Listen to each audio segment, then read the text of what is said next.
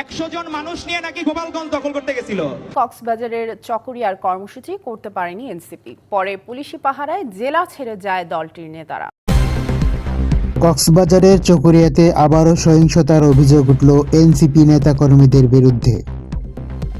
কিছুদিন আগে গোপালগঞ্জ শহর রণক্ষেত্রে পরিণত হয়েছিল এই এনসিপির সমাবেশকে কেন্দ্র করে। সেই ঘটনার রক্ত এখনও শুকায়নি গোপালগঞ্জে।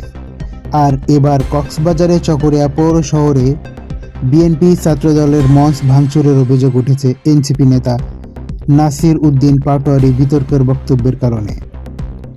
স্থানীয়রা বলছেন, এনসিপি নেতারা গোপালগঞ্জের মতো চকরিয়াতেও উত্তেজনা ছড়িয়ে দিচ্ছে। বিএনপির সিনিয়র নেতার নামে কটূক্তি করে রাজপথে হুমকি দেওয়া হয়েছে। আর সে বক্তব্যের পরপরই মঞ্চ ভাঙচুর, পুলিশের অ্যাকশন, জনতার ক্ষোভ, সব মিলেই পরিস্থিতি উত্তপ্ত।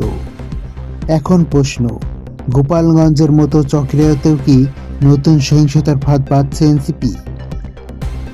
ভিডিওটিতে একটি লাইক, কমেন্ট, শেয়ার করে আমাদের সঙ্গে থাকুন।